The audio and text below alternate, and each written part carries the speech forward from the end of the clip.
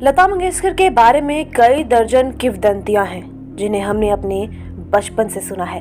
किंवदंतियों का कोई आधार नहीं होता, वो कितने सत्य हैं इसका भी मतलब नहीं होता। जनमानस इसकी चर्चा करके अपने उस महान नायक को अपने मन में ईश्वर के बराबर या योग्य हैं से अपने से इतर और जनमानस से उच्चतर साबित करके अपने को संतुष्ट करता है। आज से करीब 4 दशक पहले आसपास के लोगों ने लता मंगेशकर की महानता को साबित करने के लिए हमें बताया कि अमेरिकी सरकार ने लता मंगेशकर का गला खरीद लिया है। लता जी के मरने के बाद उस पर अमेरिका में रिसर्च होगा कि लता जी के आवाज में इतनी मधुरता क्यों और कैसे है। किसी भी काल खंड में पैदा हुए महान लोगों की महानता को साबित करने के लिए इस तरह की किंवदंती कथाएं प्रचलित हो जाती है। इसलिए किसी भी महान शख्सियत की महानता को नापने का एक बहुत बड़ा पैमाना उनके बारे में तमाम किंवदंती कथाओं के प्रचलित होने को भी जरूर माना जाना चाहिए।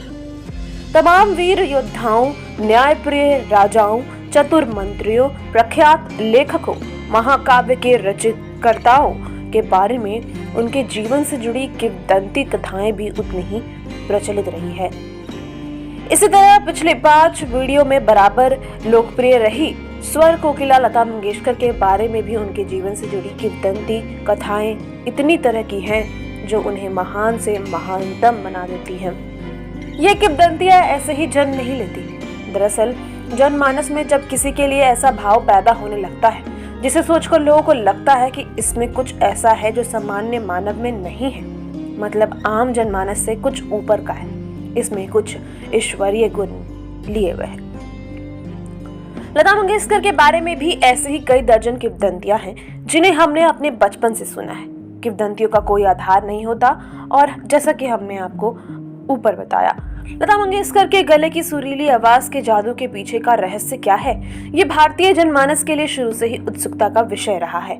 इसके बारे में तरह तरह के किस्से लोगों के बीच बुने जाते हैं और सुने भी जाते हैं। इसमें सबसे मशहूर किस्सा रहा कि अमेरिका ने लता मंगेशकर का गला खरीद लिया है कई लाख डॉलर देकर, जो उनके मरने के बाद उनके गले पर रिसर्च करेगा कि आखिर उनके गले में कौन सी ऐसी खासियत है जो उनकी आवाज को इतनी सुरीली बनाती है। करीब 4 दशक पहले मेरे बाल मन इस बात को कभी स्वीकार नहीं कर पाया। बचपन में मेरा जिज्ञासु मन कितने ही लोगों से ये जानने की कोशिश करता कि इसमें कितनी सच्चाई है, और आज हमने जब पता लगाया कि अभी भी बहुत लोगों को यह जिज्ञासा है कि इस बात में कितनी सच्चाई है। 4 दशक पहले जो बात मुझे गांव के लोगों ने लता मंगेशकर को महान साबित करने के लिए बताई थी, उसको लेकर अब भी लोगों में जिज्ञासा बरकरार है और लोग गूगल की तमाम क्वेश्चन आंसर वाली वेबसाइटों पर इस सवाल को पूछते हैं। इस तरह की किंवदंतियों कैसे जन्म लेती है ये कोई नहीं जानता। मोहम्मद रफी के बारे में भी एक ऐसी किंवदंती सुनी जो बाद में हकीकत से कोसों दूर निकली, और किसी ने हमें बताया था कि एक बार नौशाद साहब को ट्रेन पकड़नी थी, वो लेट हो रहे थे। प्लेटफॉर्म पर हड़बड़ी में उनका पैर एक सोए हुए भिखारी से टकरा गया। नौशाद साहब के आगे बढ़ते ही भिखारी ने गाते हुए कहा कि अरे जाने वाले।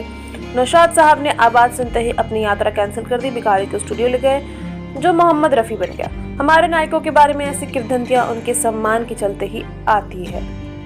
दशकों में एक और किस्सा आपने सुना होगा कि पाकिस्तान की तरह यह डिमांड आई थी कि लता मंगेशकर हमें दे दो और पूरा कश्मीर ले लो। कहा जाता है कि ऑल इंडिया रेडियो को एक लेटर दिया गया था। इस लेटर में लता मंगेशकर को कहा गया कि हिंदुस्तान कश्मीर रख ले, लेकिन लता मंगेशकर को पाकिस्तान दे दिया जाए। दरअसल में लता मंगेशकर की आवाज के दीवाने हिंदुस्तान में नहीं बल्कि पाकिस्तान में भी है। लता जी के चाहने वाले में पाकिस्तान की सिर्फ आम जनता नहीं बल्कि कई दिग्गज सिंगर भी शामिल थे।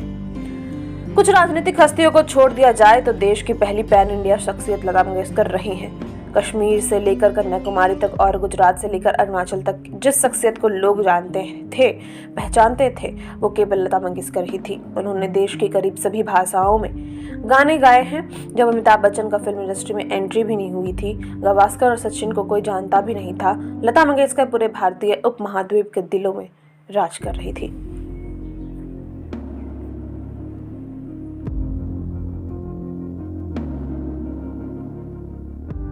रिपोर्टर सुमन झा ने बताया कि